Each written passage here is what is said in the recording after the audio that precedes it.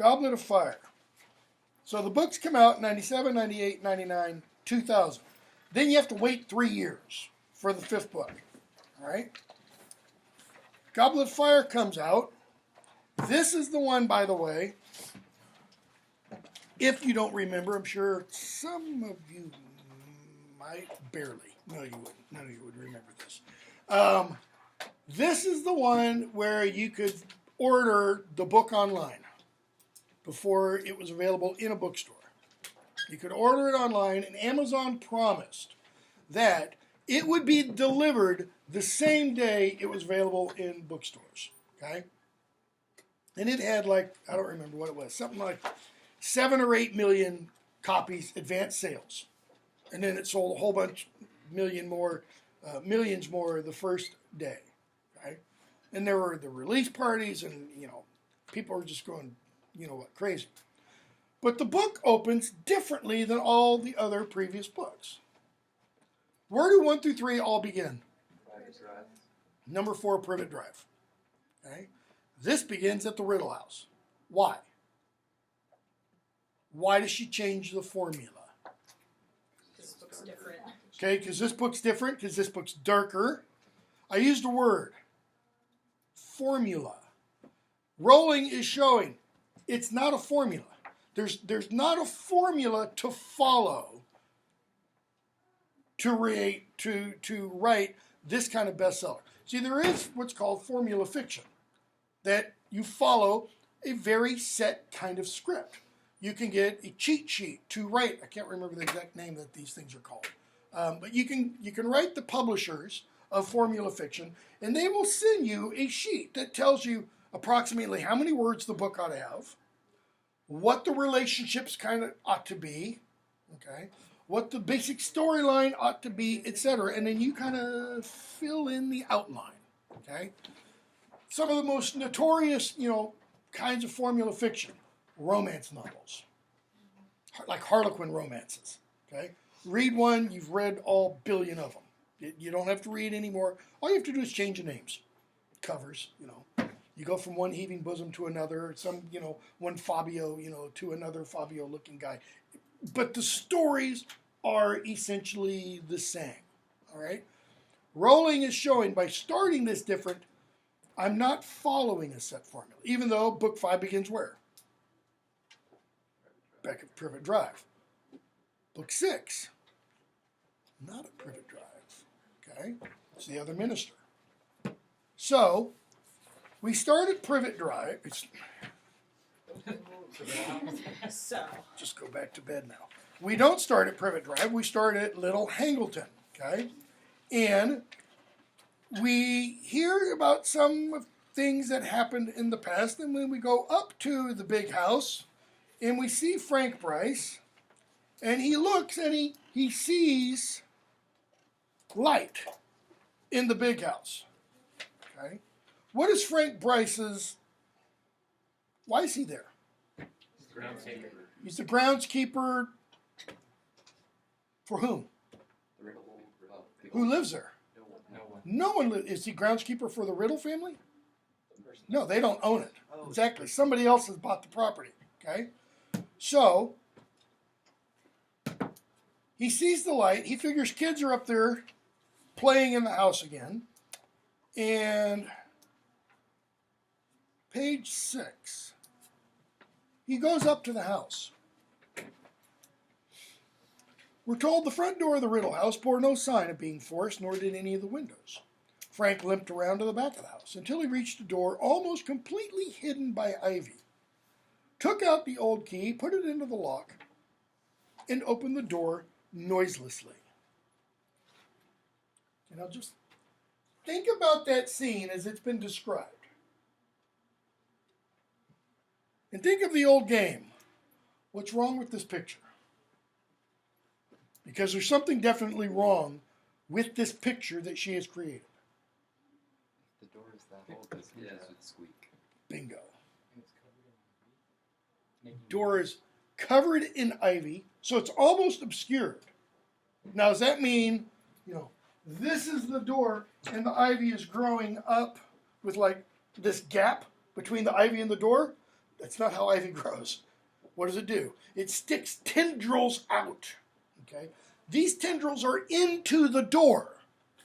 So when he goes to open this door, what's it going to do? It's going to squeak, and what else? He's got to push against the ivy or pull, whichever. Are we told? Does it? We're not told whether he's pushing or pulling. Okay? I'm assuming he's pushing because it could go either way. Either way, it's going to make noise, right? Because the implication is, how long has it been since this door has been opened? Implication, it's not stated.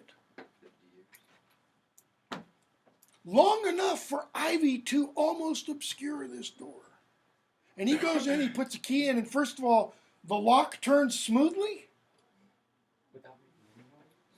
Yeah, even that. If you don't use a lock frequently, what does it do? It seizes up. It freezes. So you have to spray. My wife, when we were in college, she got a job working for the physical plant. And one of the jobs she had to do one semester was she had to go through every building in campus and replace all of what called cores to the locks. So she'd go in with a master, pull the core out, put another core in. Okay, and some that had been used within the last year. You know, she'd have to sit there and jimmy with because it wouldn't come out. There's no way this is going to be silent. Just a little, we should take a little bit more care to it. So anyways, he goes in, and what does he listen to? Or who does he listen to? Wormtail and whatever amorphic form that Voldemort really is. Yeah, like how you put that. Wormtail and whatever. It is Voldemort, right? What form does he have? Kind of baby-like. What do we know, whatever form this is, what do we know this form must have? What kind of body? Okay, small body. What else? What? Has a mouth, he can talk? He can conduct spells. Louder, Mikey. He can raise a wand. How do we know? Avada Kedavra. So, I mean, might be little T-Rex arms, but, he can, yeah. But he can do that, okay? So, Frank Bryce overhears all of this conversation, and we hear page 8, Wormtail say it can be done without Harry Potter, my lord. Without Harry Potter. He says, I'm not doing this out of any concern for the boy. Well, what did Dumbledore say at the end of the previous book? He owes him a debt. Is this Wormtail trying to save Harry? Is this Wormtail trying to pay Harry back? No. What's he thinking? He's going to get him again. Easiest job. It'd be easier what? Yeah, just anyone else. Yeah. What do they need? For those of you who've read this, how many of you have not read this before? 2. Okay, 3.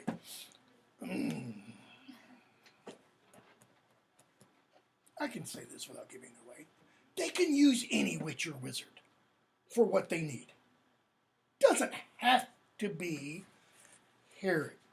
Voldemort wants it to be Harry because it would be kind of for what he wants, the icing on the cake.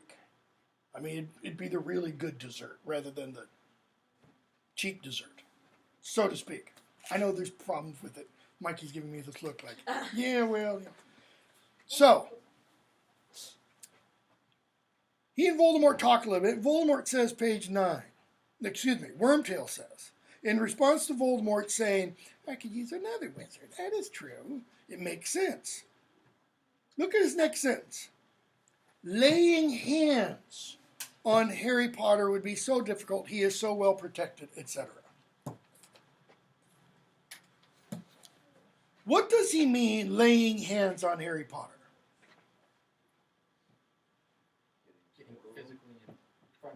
Getting physically in front of him? What are they? Kidnapping. Okay, now look, I asked that question. I'm sure some of you probably were thinking kidnapping. You just didn't want to say it because you may be wrong. But not all of you, might have thought that. So if you didn't think kidnapping, what did you think laying hands on meant? Extra touchy. But kidnapping is clear, right? Everybody knows what kidnapping means. So why not say kidnapping?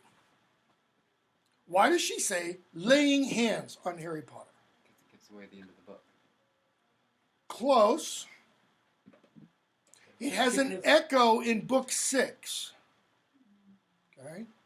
Because in book 6, the book is going to open not at number 4 Privet Drive. It's going to open at Malfoy Manor.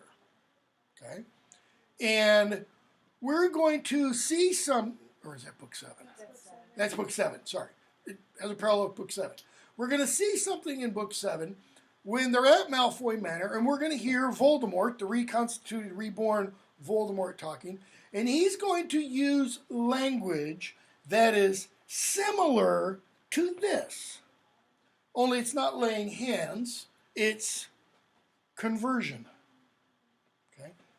Laying hands on somebody is usually, that kind of phrase is usually only used in a very particular, narrow, specific context. Fighting them, feeding them. Laying hands on for healing. Yes. It's a religious context. You don't, when you lay hands on somebody, you don't beat them. What do? You beat them. You punch, you hit, you kick, you claw. Laying hands on sounds like, this kind of thing, not this kind of thing. Okay? And there's within Christian circles, a very narrow specific. Okay? It's the book of James talking about healing. Go bring a bunch of deacons and elders in, lay hands, anoint with oil, pray, etc. So he says laying hands on Harry Potter would be so difficult. Why does he use the laying hands? Because there is a healing idea related to this. It's not going to be Harry's healing, however. It's going to be Voldemort's. Okay? But also, I think it parallels the fact that Voldemort at this point cannot physically touch Harry Potter. Because he tried True. when he was True. having Quirrell, and Quirrell fell apart. Yeah. Because of the protection that his mom provided. Yeah. So he can't. Yeah, Voldemort can't lay hands on him. Okay? Wormtail can. Because Wormtail doesn't have Voldemort living inside him or as part of him. He's not connected to him. Cheyenne, did you have a comment? No. Okay. So, what does Voldemort assume Wormtail is thinking? Or maybe no, Wormtail is thinking because of his legilimency. Trying to get out of it. Doesn't want to do it. Okay? So Voldemort says, I have my reasons for using the boy, page 10. As I've already explained to you, I will use no other. I've waited 13 years. A few more months will make no difference. As for the protection surrounding, I believe my plan will be effective. All that's needed is a little courage. Voldemort then mentions his faithful servant. By that time, my faithful servant will have rejoined us. I'm a faithful servant. Who's the faithful servant? I shouldn't ask that question yet. Shoot. Yeah, I've got to wait. I will ask this. Don't answer it. Just let it, sit there and perk for a while. Is that faithful servant that he's talking about the one that was referred to in Trelawney's prediction? Or is Trelawney's prediction Wormtail? Okay, just let it sit there. So we see Voldemort kill Frank Bryce. Harry wakes up, breathing hard, vivid dream, scar hurting. Voldemort, Wormtail, old man. And he starts thinking about it. So he says, what should I do? And he thinks of his friends. What would Hermione say? Page 21. Your scar hurt? Harry, that's really serious. Write to Dumbledore. She'll go what? Look it up in a book. Maybe there's something in there about cursed scars. Okay, even if there was something in common magical ailments and afflictions,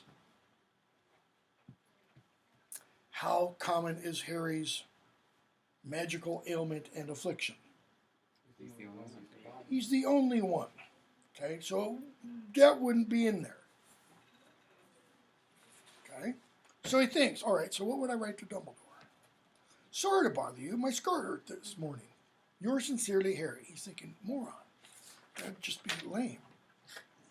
Okay, so Ron, what would Ron think? Your scar hurt, but you know who can't be near you, can you? Can he? Notice, Ron immediately thinks what? The worst. I mean, you'd know, wouldn't you? He'd be trying to do you in a good, wouldn't he? That's it, Ron. Give Harry positive thoughts, you know. Again, Harry thinking for Ron. I don't know, Harry. Maybe cursed scars always twinge a bit. Let me ask Dad. Where else, anywhere else in the books, have we heard anything about cursed scars?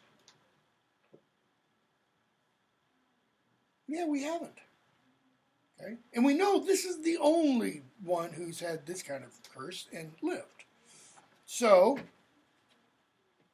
he thinks, Sirius. I'll write to Sirius. Dear Sirius, page 24, thanks for your last letter. That bird was enormous. It could hardly get through my window. Things are the same as usual here. Dudley's diet isn't going too well. My aunt found him smuggling donuts into his room yesterday. They told him they'd have to cut his pocket money if he keeps doing it. Because how big is Dudley? Size of a baby killer whale.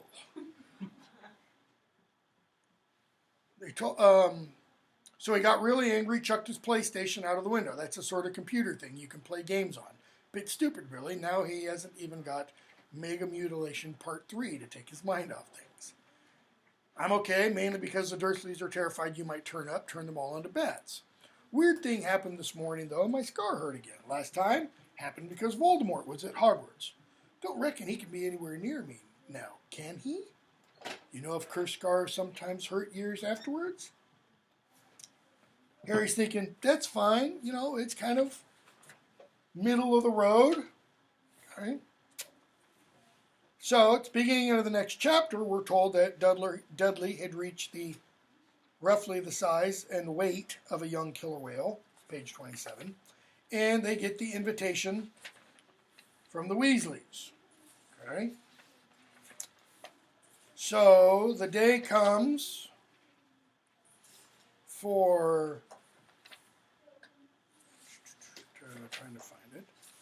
For the Weasleys to come, and pages 42 and 43. How does Mr. Weasley arrive? Through the Floo network, through the fireplace. What's the problem? What fireplace?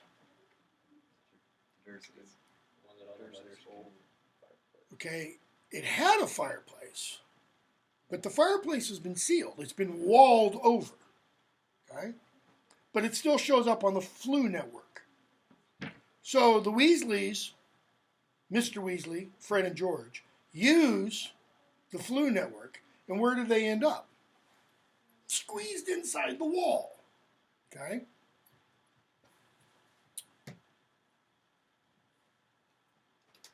Page 43. Mr. Weasley. Damn! What on earth did they want to block up the fireplace for?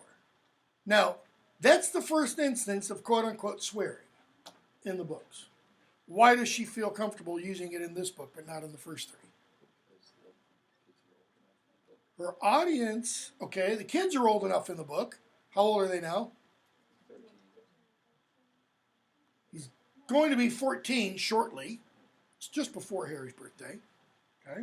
But 14, for most, Harry's year, they're going to be 14-year-olds.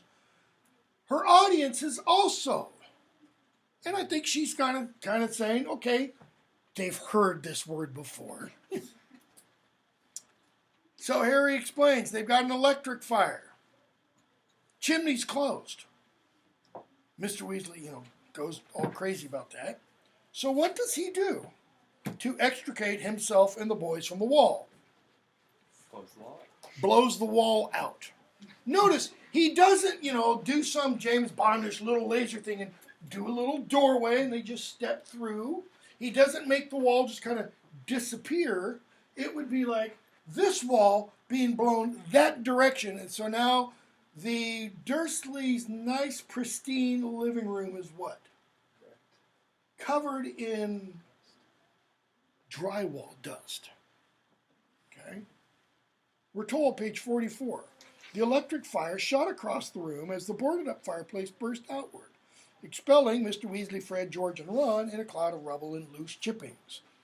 Aunt Petunia shrieked, fell backward over the coffee table. Uncle Vernon caught her before she hit the floor and gaped speechless at the Weasleys, all of whom had bright red hair, including Fred and George, who were identical. He goes, "Oh, you must be Harry's aunt and uncle." He reaches his hand out to greet them, and they're kind of like, "What the hell?" Sorry about that, Mr. Weasley says. "It's all my fault, blah, blah, blah." He says, "Don't worry, I'll put it all right." He can put it all right, right? Make it so that it doesn't look like anything ever happened. What's the problem? Dursleys don't like magic. What else? Don't want anybody to see. They don't want anybody to see what happened, okay? Can he change their memories? Could. He could. Does he? Why not? Is there a law against it? Is there anything ever suggested that there's a law against it? Book 7, Hermione's going to change her parents' memories. She's going to make it as if she never lived in her parents' minds. Okay? What did we see Book 2 Lockhart doing? Kind of willy-nilly. All these people who did all these things that he wrote these books about. Changes their memories. Okay? So one apparently can change somebody's memories. In fact, third book, what does Fudge tell Harry? Don't worry, we'll change Marge's memory. She won't remember anything about it. What about the Dursleys? Why don't they change their memories too? Though they already know Harry's magical, but what does leaving those memories of Harry blowing up Marge do for Harry in the Dursleys' minds? I think kind of protects him a little bit because he could do the same to them. Okay, I think I can see the logic of that. What's the flip side, though? It's just the opposite, man. It's just like the last straw. Again, he's even more what? Dangerous, weird, abnormal, strange, mysterious. So, Fred and George and Ron help Harry get his stuff. They leave. Harry's left with Mr. Weasley. And page 48. Ron goes through, so it's now just Harry, Mr. Weasley, and the Dursleys. Harry says, "Well, bye then." They didn't say anything. Harry moved toward the fire, but just as he reached the edge of the hearth, Mr. Weasley put out a hand and held him back. He was looking at the Dursleys in amazement. So Harry goes towards the fire. Mr. Weasley grabs him, holds him by the shoulder, and turns and looks at the Dursleys. Notice, Harry said goodbye. Okay? You aren't going to see your nephew till next summer. He said to Uncle Vernon in mild indignation. Surely you're going to say goodbye. Uncle Vernon's face worked furiously, the idea being taught consideration by a man who had just blasted away half his living room wall seemed to be causing him intense suffering. The idea of being taught consideration, what does that mean? Being taught what? Manners. Being taught manners. How to act appropriately by a man who did what? Blew up half his living room. Okay? Is Uncle Vernon, for lack of a better phrase, right here? Should his face be doing contortions because he's trying to work out, how the hell can you teach me manners when you blew up half my house? I think yes. I think he has some right to be perturbed here. Okay? But Mr. Weasley's wand was still in his hand. In other words, he's not going to push him on it. And what does he do? Goodbye then. See you, says Harry, putting one foot forward into the green flames. And psh, Harry disappears. Okay? Why does Rowling include this little scene of Arthur Weasley teaching Uncle Vernon manners? Is it going to work? Are you going to teach some guy who's in his 40s probably manners? More than likely not. Why? He's already developed the traits and habits he's going to use and live by and practice. Okay? So who's it meant for? It's meant for the readers. Rowling does this kind of thing throughout her books. She sprinkles them with these little emphases of decorum, of good manners. We see it beginning in book 1. As an example, we see it with Dumbledore and Harry every time Harry says something. Snape. What does Dumbledore do? Professor Snape, Harry. All the way up until book 6. Harry's going to say something and Dumbledore's going to go, Professor Snape, Harry. Like, you know, kid, I've been telling you this for 6 years. Get it through your thick skull. Okay? But he's going to do, you know, later on, book 6, Dumbledore's going to talk to the Dursleys about manners. And I think that's Rowling partly trying to get us to see it. Yes? When I first read it, I thought it was kind of like to show, because Harry's told the Weasleys all of the Dursleys, so now they kind of see firsthand how rude they are. True. That's very true. I mean, because what is the relationship between Harry and the Dursleys? No love lost, right? Either way. Does he want to be there? No, it's his happy thought for creating a Patronus. Leaving. Okay? They never wanted Harry there. Though, next book, we're going to get some of that relationship filled out a little bit. And then it's really going to get filled out in book 7, because we are going to see a change in at least one of them. Okay? So, we see what happens with the tongue toffee that Fred or George throws behind, which they're all concerned about. You know, Mr. Weasley says it's not funny. So Harry goes off to the burrow again. We're going to skip a bunch. Skip that whole chapter 5, and let's see. Go on to the chapter, the port key. We see Percy a bit, and we find out who Percy is working for, and what he thinks of his job, and what he thinks of the person he works for. What is Percy's relationship with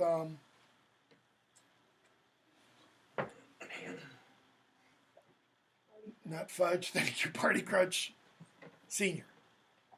What does he think of Barty Crouch? The world. He's God, you know, worships the ground he walks on. And he thinks the job he does, which is what? What's he been working on while at the burrow? Cauldron thickness. Cauldron bottom thicknesses, you know, because people are putting out shoddy cauldron bottoms, and the world could, you know, go to hell in a handbasket because of it. Which Fred and George and Ron, you know, and Harry all make fun of him for. So, they get ready to go off to the port key to get to the Quidditch World Cup. Okay? And they meet up with the Diggories, page 71 and following. So we see Amos Diggory, his son Cedric, Page 71, extremely handsome boy of around 17, captain and seeker of the Hufflepuff house. Notice, hi, says Cedric. Everybody said hi back except Fred and George. Why? They'd never quite forgiven Cedric for beating their team in the first Quidditch match of the previous year. Why did Cedric / Hufflepuff beat Gryffindor? Because Harry saw about 100 Dementors looking up at him, fell off his broom. Broom got beaten into toothpicks by the Whomping Willow. So, page 72. Amos, looking around, sees a bunch of redheads, says, all these yours, Arthur? He says, no, only the redheads. This is Harry. Merlin's beard. Harry Potter? Yeah, says Harry. Ced's talked about you, of course, said Amos. Told us all about playing against you last year. I said to him, Ced, that'll be something to tell your grandchildren, that will. You beat Harry Potter. Notice, Harry doesn't say anything. Fred and George are scowling, though. And Cedric looks embarrassed. Harry fell off his broom, Dad. I told you it was an accident.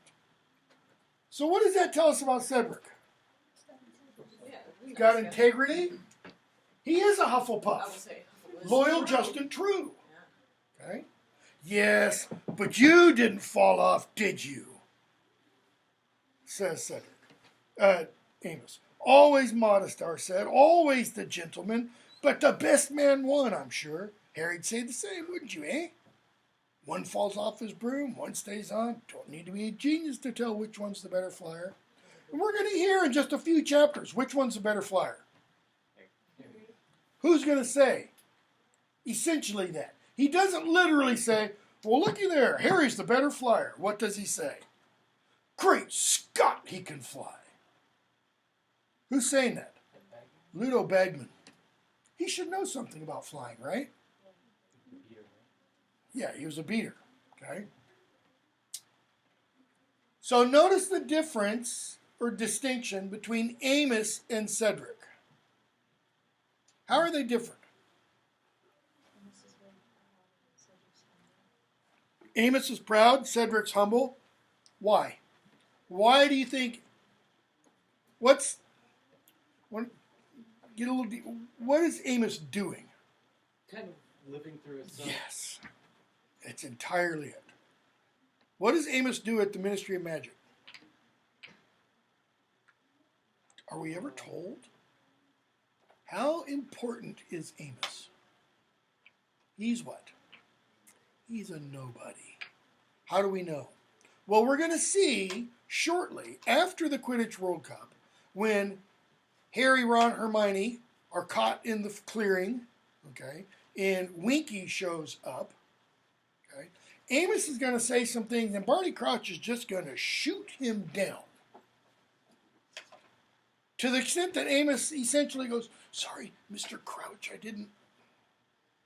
And the implication is he's sniveling there, okay. He's kowtowing to him. Do we see Arthur kowtow to Barty Crouch? No, we don't. Is Arthur really anybody in the Ministry of Magic? What is his job? Misuse of Muggle artifacts. Who misuses them probably more than anybody else? Arthur Weasley. Okay. So, we don't ever see Cedric put on airs. We don't. Imagine it this way. Imagine it was Malfoy that beat Harry at Quidditch. What would Malfoy do? You'd never hear the end of it. You'd write a book about it. You'd be reading about it in the Daily Prophet. He'd have bumper stickers or buttons.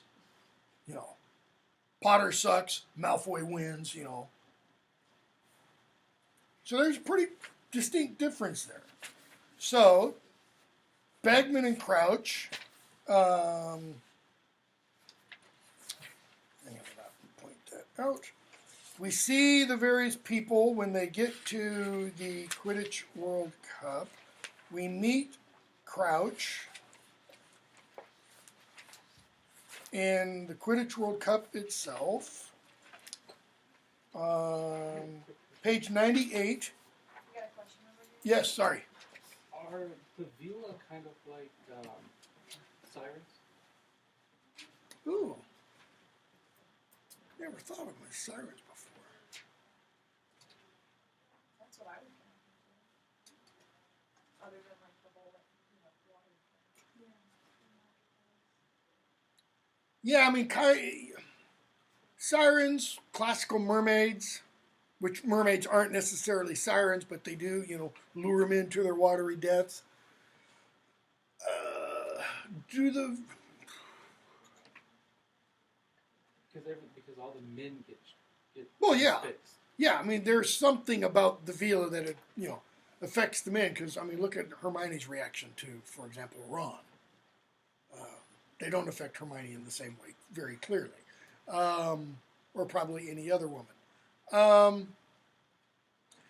I just don't want to go too far and make that connection. But They're sirenettes. yeah. I mean, there's something about them that they can turn on that will essentially melt most men. I mean, it happens to Harry a little bit, happens to Ron, obviously. I think he said they looked kind of odd when he saw a closer look at them. Yeah, that's kind of why I used the mermaidish. There's something unnatural about them. But Though we never hear anything about Fleur. they said they like changed form. So Yeah. like at one point they're this beautiful and flawless woman, and then at another point they like have like beaks and claws. Which Harpy. that's harpy kind of, but that's mermaids. Mermaids, can appear one way, but then when they take you down to their watery depths, they're no longer do they look like the beautiful woman-esque creatures. And there is a Celtic myth. I don't know if it's necessarily more Scottish than it is Irish, because I'm pretty sure it's definitely in Irish too, of the Selkie. Anybody know what the Selkie is? What is it? It's a seal version of like a mermaid that like when they come on land to like shed the skin. Very base level knowledge of that, but that's Yeah. I mean, they take their skin off and reveal themselves to be women, but they're not really women. They're not really seals. They are a separate entity called Selkies. And if you capture the skin, if you're a man and you capture the skin, then the quote unquote woman will marry you, etc. But if she ever finds the skin, if you leave it lying around, she'll leave immediately because the ocean calls. Great little film about this done, I don't know, a long time ago. 20 years ago maybe? Called The Secret of Rowan Inish. If you've never seen it, try and look it up. I don't know if it's available online. It's a great kind of telling of this myth set in a fairly modern setting on the coast of Ireland with these former crofter fishermen, etc. Really, really good. Okay. So Harry meets Winky, thinks Winky is Dobby, and Winky says, that I've heard of you, says page 98, Dobby talks of you all the time, sir.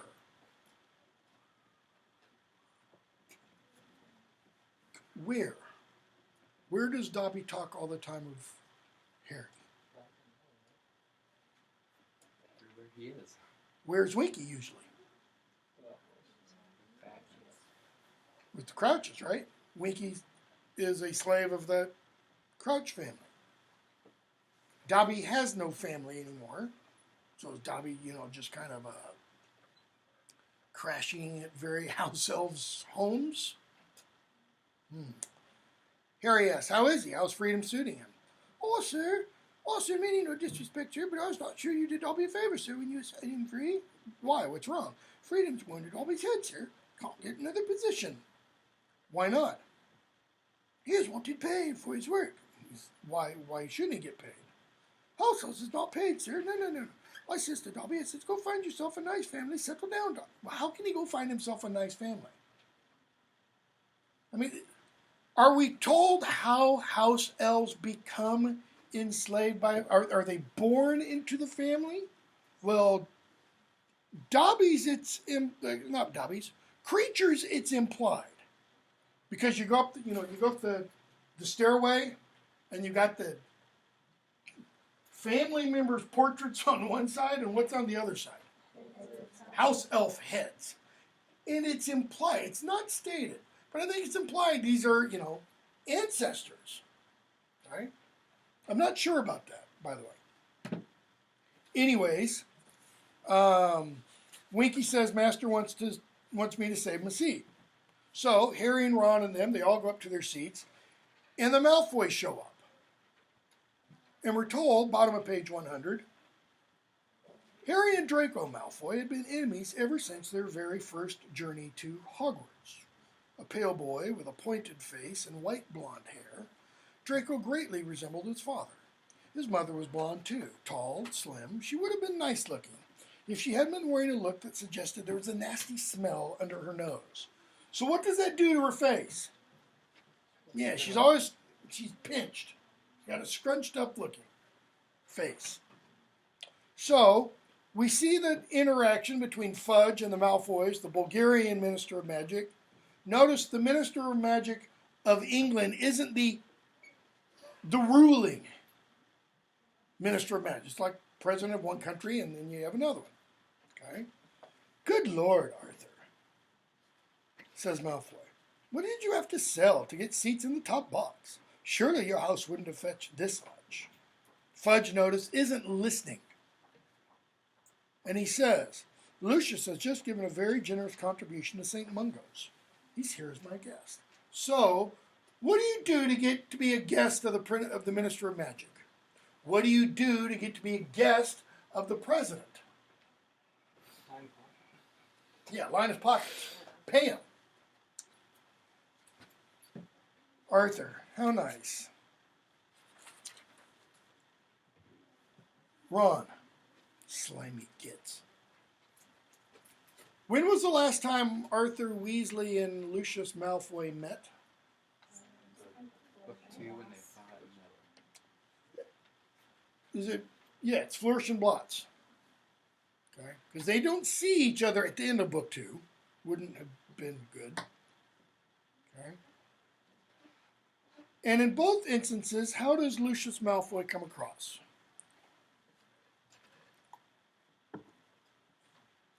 A big Draco, right? Tree doesn't fall very far from the apple. Absolutely. The apple doesn't fall very far from the tree. Okay, they are very clearly father and son. Okay. So we see the Quidditch World Cup. In how much time does Rowling actually spend on the match? A couple of pages. I mean, it's not more than 3 or 4 pages at most. So they leave the Quidditch World Cup. Quidditch World Cup ends. Okay. We see Victor Crumb. And later on that evening, we get the commotion. And pages 119 and following. Harry and Ron, Hermione, get out of the tent as they are told, and they see a crowd of wizards, tightly packed, moving together with wands pointing straight upward, marching slowly across the field. And they see struggling figures up in the air, being contorted into grotesque shapes. More wizards are coming up, joining this phalanx of wizards. Okay. And Harry realizes it's Mr. Roberts and his wife and children. One of the marchers below flipped Mrs. Roberts upside down with his wand, top of page 120. Her nightdress fell down to reveal voluminous drawers. She struggled to cover herself up. Ron, that's sick. Okay. Hermione and Ginny come running. Mr. Weasley says, we're going to help the ministry. You lot get into the woods and stick together. So they run off to the woods. They run into Draco. And they get into the woods. Let's see where to pick up. Page 129. Sorry. To hear the voice, page 128, to hear the voice yell, Mors Mordre. They see the vast green something erupt from the patch of darkness. They see the skull, the dark mark. Harry calls, who's there? Hermione says, it's the dark mark, Harry, page 129. You know whose sign? Harry says, Voldemort's? Harry, come on. Harry turned. Ron was hurriedly scooping up his miniature crumb. The three of them started across the clearing, but before they had taken a few steps, they hear as people start apparating all around them. Harry whirls around. He sees all these faces. He sees all these wands out. And notice, without pausing to think, he yells, duck, grabs them and pulls them down. Okay. He yells, then he pulls. Why? Because he's the only one thinking here. What's going to happen if he doesn't pull them down? They're going to get stunned by, the implication is about 20 different wizards. Okay? Wouldn't be good. So what happens as a result of all this? Well, Cedric Diggory shows up. Barty Crouch shows up. They find Winky. Page 132. Cedric Diggory says, bit embarrassing. Barty Crouch's house elf, I mean to say. Arthur Weasley, come off it, Amos. You don't seriously think it was the elf. Dark Mark's a wizard side. It requires a wand. Yeah, she had a wand. What? Look. And he gives it to Arthur. Had it in her hand. So that's clause 3 of the Code of Wand Use broken for a start. No non-human creature is permitted to carry or use a wand. Okay? Ludo shows up. And let's see here. Mr. Crouch says to Ludo, I've been busy, Ludo, and my elf has been stunned. Because Ludo asked him, where have you been, Barty? Why weren't you at the match? Your elf was saving you a seat, too. Says, I've been busy. So, Diggory says, again, Winky had a wand, and they make Winky wake up. And Winky says, page 134, he's not doing it, sir. He's not knowing how. You were found with a wand in your hand, barks Amos. Harry, that's mine. Okay, now, we have already seen Winky and Harry together, right? Top of the box. Harry didn't know that Winky lifted his wand, but Harry says, that's my wand. I dropped it. So Amos Diggory, is this a confession? You threw it aside after you conjured the mark? Notice the interpretation there. I dropped it. Guilty. Arthur, Amos, think who you're talking to. Is Harry Potter really likely to conjure the dark mark? So what's this tell us about Amos Diggory? Not very smart. Okay, possible. He acts before he thinks. Talks before he thinks. He doesn't consider. Okay? Harry says, I didn't drop it there. I missed it right after we got into the wood. Okay. So then he kind of suggests something about Winky and Barty Crouch. So he does priori incantado, and we see the spell come out of the wand. Mr. Diggory again says, page 136, you've been caught red-handed, elf. Caught with the guilty wand in your hand. Arthur. Amos, loudly notice. Think about it. Precious few wizards know how to do that spell. Where would she have learned it? Notice, Arthur doesn't go the next step. But Crouch does. Crouch takes that next logical step and says, Well, this is what he is suggesting. Perhaps Amos is suggesting that I routinely teach my servants to conjure the dark mark. Amos Diggory. Notice, Mr. Crouch. Not at all. You have now come very close to accusing the two people in this clearing who are least likely to conjure that mark. Well, how does he know that Arthur Weasley is not one of the least likely? What does he mean, the two people who are least likely? He's talking about himself and Harry. Everyone knows, and I trust you remember the many proofs I've given over a long career that I despise and detest the dark arts. Now, what do Harry, Ron, and Hermione know about what Crouch is talking about? Zilch. Right? But Amos Diggory does. I never suggested you anything. If you accuse my elf, you accuse me. You accuse my servant, you accuse me. Guilt by association. Where else would she have learned to conjure? She could have picked it up elsewhere. So where could she have picked it up? Mr. Weasley says, precisely, Amos, she might have picked it, that is the wand, not the spell, up anywhere. He says, Winky, where did you find Harry's wand? I was finding it there, sir, there in the tree, sir. So whoever conjured the mark could have disapparated right after they'd done it, leaving Harry's wand behind. Because what kind of voice did they hear say, Moore's Mordred? It wasn't a Moore's Mordred. It wasn't, Mickey Mouse. We're told it's a deeper voice. Right?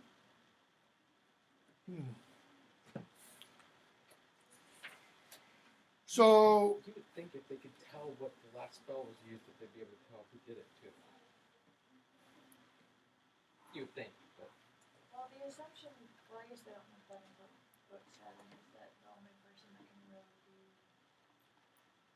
magic like that would be the owner of the wand. Like, unless it was just like a super powerful wizard, because the wand's over there. though we're not told anything about non-human magical beings using wands, other than that there is a law forbidding it. And we do know, we're going to be told later on, house elf magic is not human magic. So the laws that govern human magic don't, meaning the natural laws, the physical laws that allow them to do magic, aren't the same things, aren't the same kinds of laws that apply to house elves. House elves can appear and disappear in Hogwarts. Humans can't, okay? Which is an important little distinction. So, Harry, Ron, Hermione, Mr. Weasley, etc., go back to the tent. And Ron, Percy starts defending Barty Crouch and such. And they start talking about the dark mark, page 142. Ron, it's just a shape in the sky. Doesn't mean anything, Ron is suggesting. Why not? What does he mean? Let's use real world examples. The American flag. Just a piece of cloth, right? Or anybody's flag for that matter. Just a piece of cloth. It doesn't mean anything. It does have meaning, in other words. Symbols are symbols. Why? Because we give them power. We imbue them with power. Okay? The dark mark, to Ron, means nothing. For the simple reason, he doesn't know anything about it. You have to be taught what the power is in the symbolism. Ron, who and his followers sent the dark mark into the air whenever they killed. Does he really need to say anything else? So, years ago, when Voldemort was in power, you were walking down your street and you see the dark mark towards the end of your street. What does that tell you? Somebody's dead. I think they said something about coming up to your house and seeing the dark mark. Yeah, it's going to come up in just a moment. So it'd be like if there was this giant, riot, people getting presents and people like huge sets of flowers. Yeah, Yeah, I mean, don't think of it as a skull with a snake coming in. Think of it as a swastika. Okay? You know, in the Jewish section of town, that would pretty much give off a negative vibe.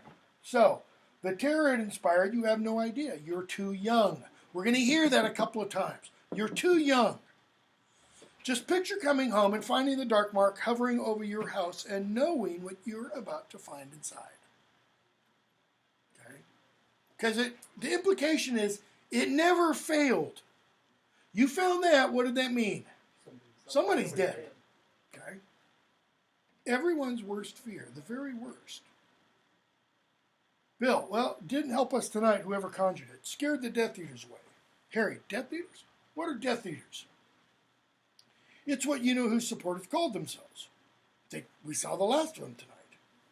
Mr. Weasley, yeah, you're not sure. Probably was. Ron, yeah, I bet it was. And he mentions finding Draco and what Draco had to say. Okay? So, Harry says, but what were Voldemort's supporters? Sorry, you-know-who's, What were you-know-who's supporters up to? Levitating muggles. I mean, what was the point? What's Harry mean? What did they get out of that? What was the purpose of that?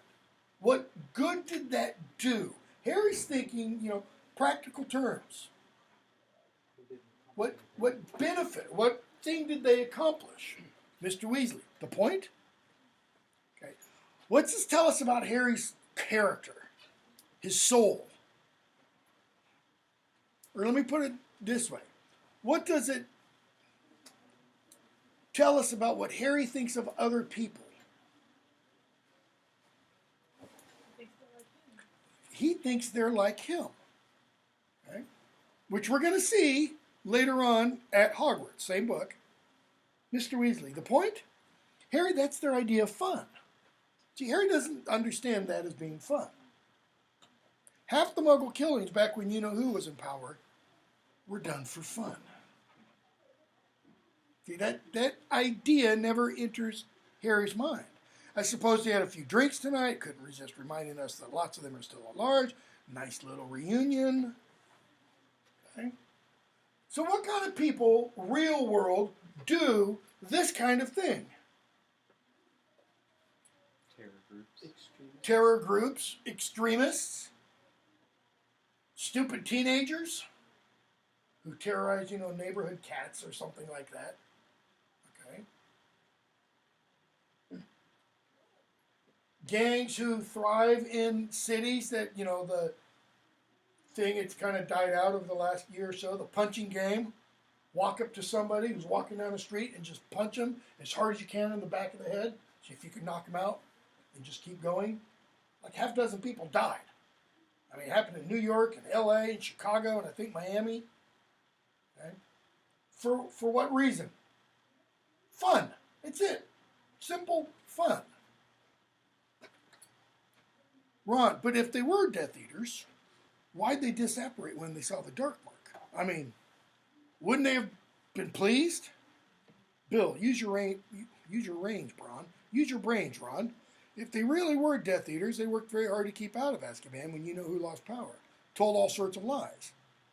I bet they'd be even more frightened than the rest. Why? They denied they'd ever been involved with him when he lost his powers. I don't reckon he'd be overpleased with them, do you? Assume for a moment he's really back, Ron. You think he's going to be happy with all these people who said, oh, I was tricked. I didn't really serve him, love him, follow him, etc. Hermione, so whoever did it, they did it to show support for the Death Eaters or to scare them away? She's trying to figure out that person's motivation.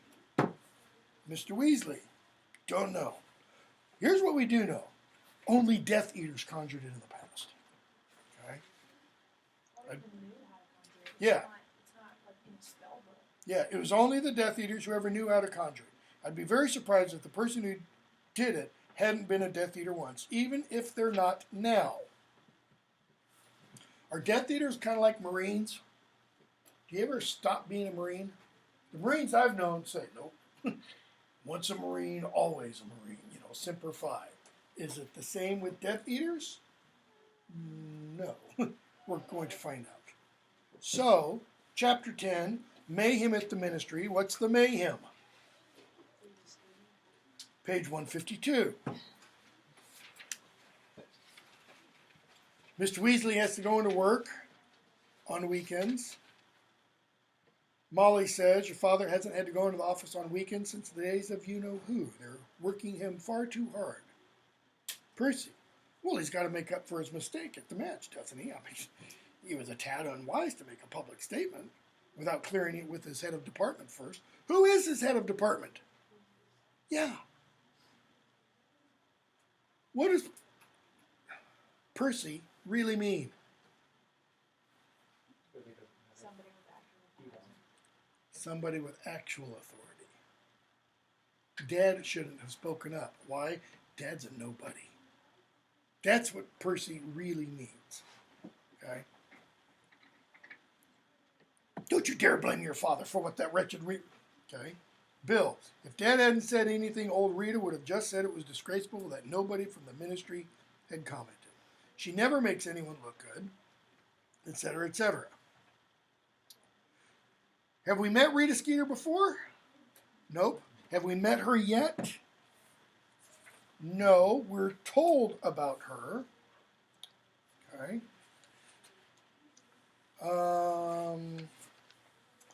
Let's see. So, aboard the Hogwarts Express, they hear about the stuff going on with Mad Eye, and before they get on, and I want to pick up about 165, trying to keep track of time. So they overhear Malfoy. Well, a little bit before then. Just before they leave, Molly kind of alludes to something, then Bill alludes to something, and we're told, 164, I'm sure Professor Dumbledore will tell you, now behave, won't you? Won't you, Fred, you, George, etc., etc. So, next page, they overhear Malfoy talking to Crabbe and Goyle through an open door. And we hear, Father actually considered sending me to Durmstrang rather than Hogwarts, you know. He knows the headmaster, you see. Well, you know his opinion of Dumbledore. The man's such a mudblood lover. Durmstrang doesn't admit that sort of riffraff. Durmstrang. She's taken two words, Sturm und Drang, okay, which is a movement in literary history. It's kind of like a school of writing in the late 18th century, the late 1700s, and the very early 19th century. It's, you know, it means storm and stress. It's you know, the kind of literature where you put people into a cauldron-like situation. Wuthering Heights, written by Charlotte Bronte in the late 18th century, early 19th century. It's a classic example. Okay? Two people, romance, Gothic, you know, kind of mentality. So that's where she gets the idea of this, the name of the school. Sturm und Drang becomes Durmstrang. Where is Durmstrang? Don't really know. We don't know 100%. Why? Because Crumb's there. Because that's where Crumb goes, and he's Bulgarian. So we can assume, I think, it's probably somewhere in Bulgaria. What else? It's cold there. Yeah, because they're fur coats. Okay. What else? We're told they take a far more sensible approach to the dark arts there. They actually teach the dark arts. Okay. It's going to be important later on. Later on meaning like book 7. Hermione points out, yes, there are other wizarding schools, because Harry's like, wow, I didn't know. Pick up with, let's go skip some more. We go into the chapter, the Triwizard Tournament. Okay? And we hear our second Sorting Hat song.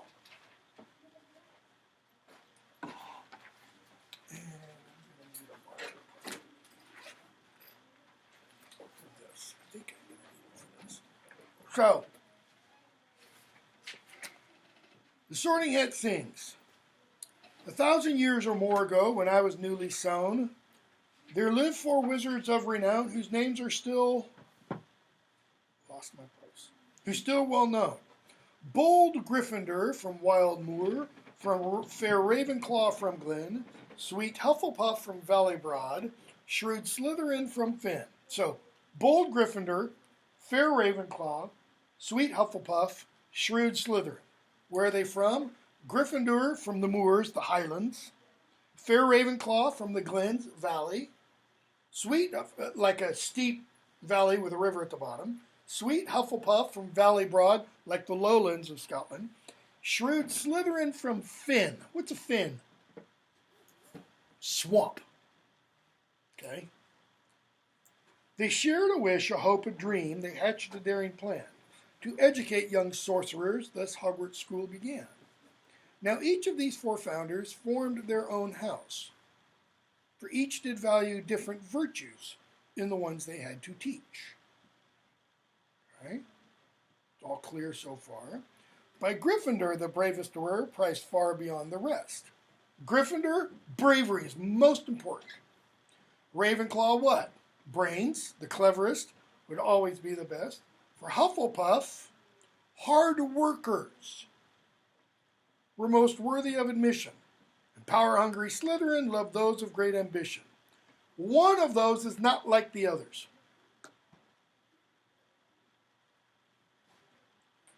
Bravery, intelligence, ambition are all attributes.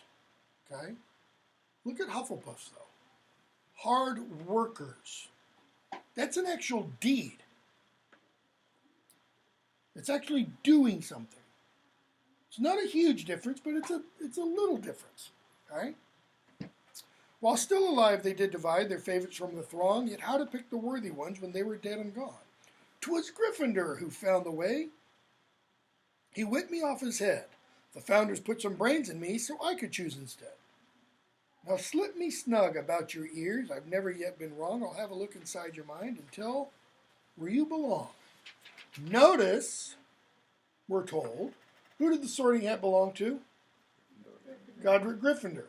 So that when Harry says, help me, help me, help me, and Fawkes sweeps the Sorting Hat into the Basilisk, sweeps the Sorting Hat into Harry's arms, and Harry puts the Sorting Hat on his head, and the Sorting Hat squeezes out the sword, what's really happening?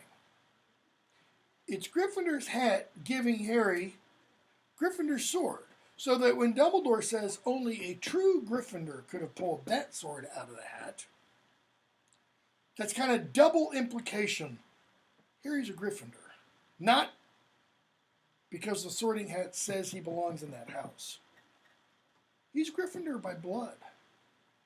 Godric Gryffindor is a long dead ancestor of Harry's. Okay? We're going to hear another Sorting Hat song. Next book. It's going to be quite a bit different than this one or the first one. The first one is kind of like the songs that the elves sing in J.R.R. Tolkien's The Hobbit.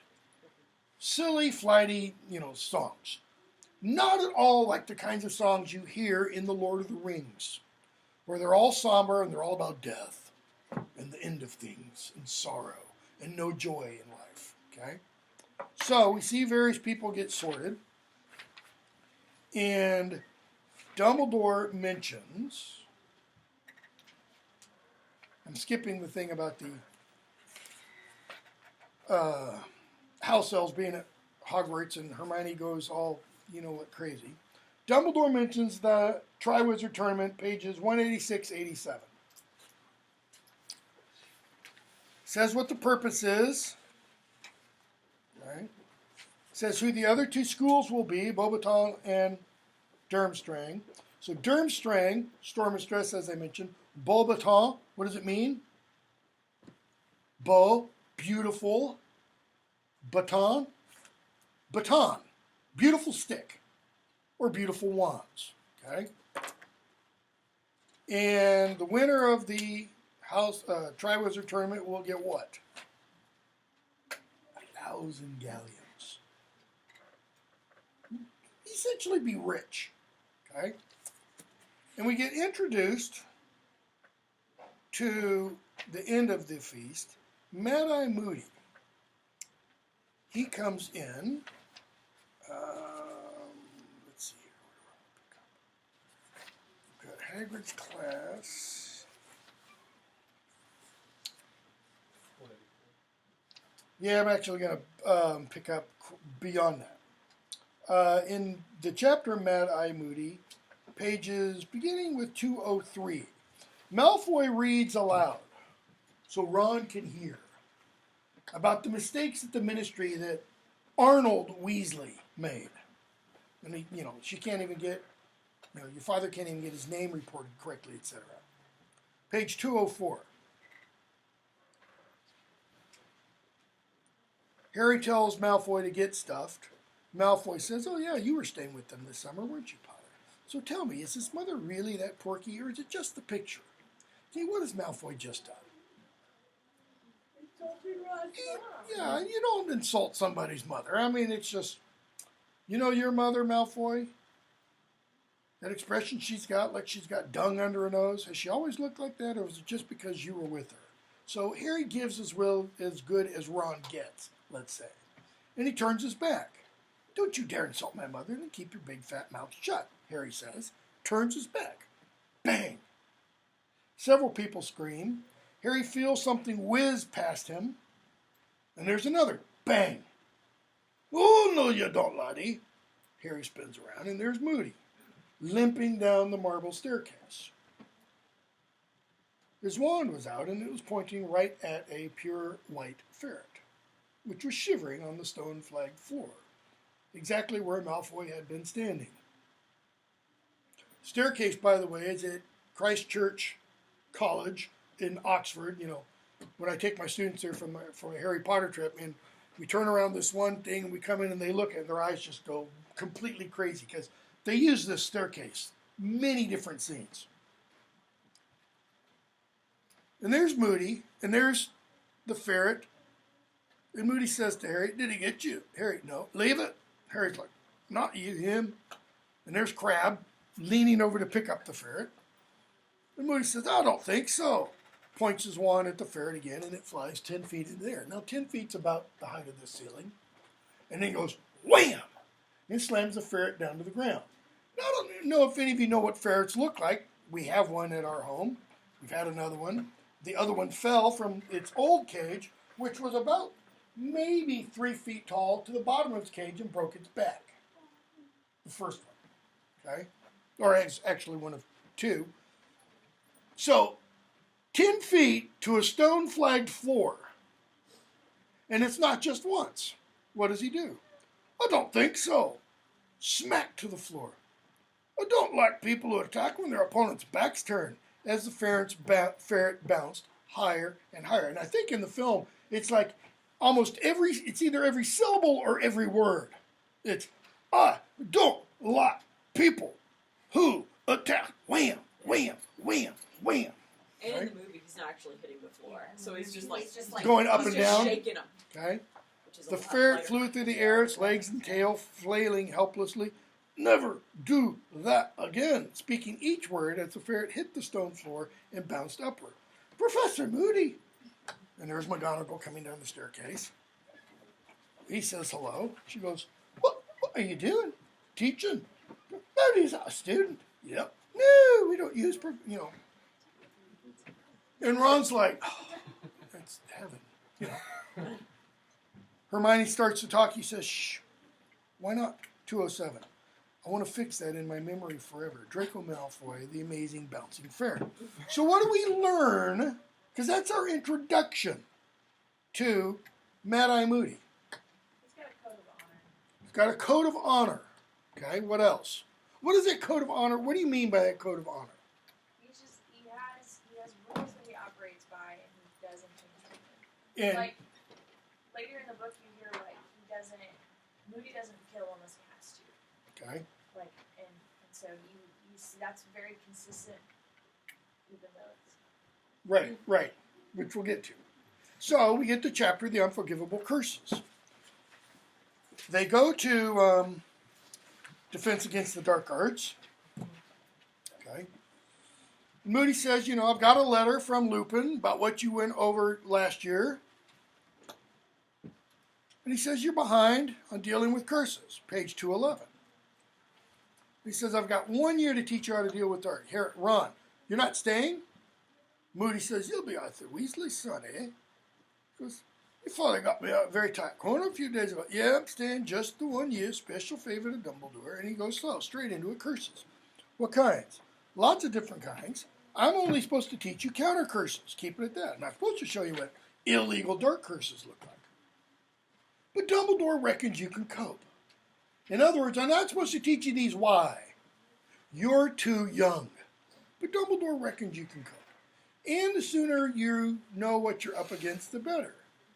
How are you supposed to defend yourself against something you've never seen? What's he mean, really?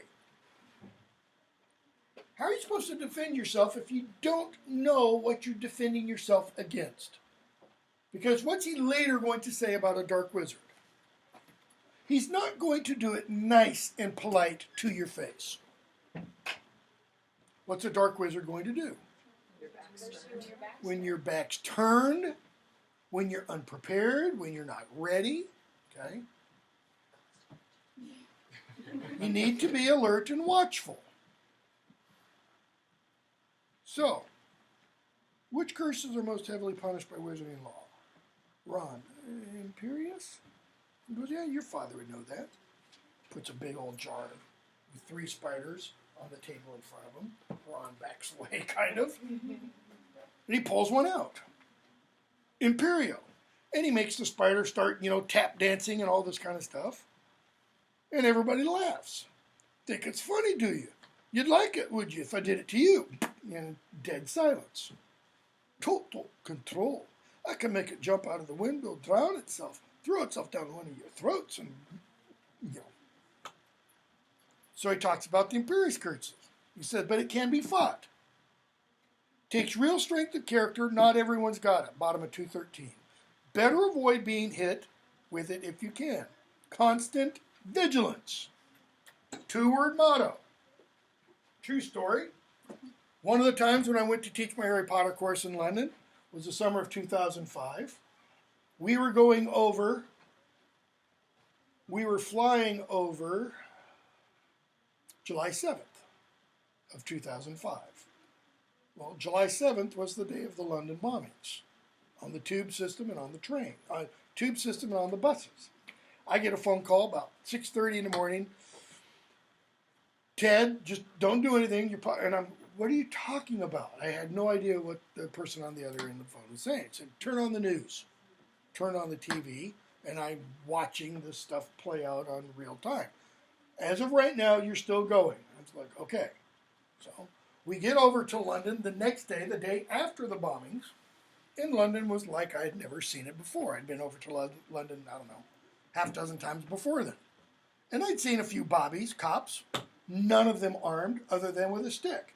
Now you're seeing bobbies walking 4 abreast with semi-automatic weapons with their fingers on the trigger guard. 4 abreast. Okay, the sidewalks aren't wide enough for 4 abreast, but they took it all.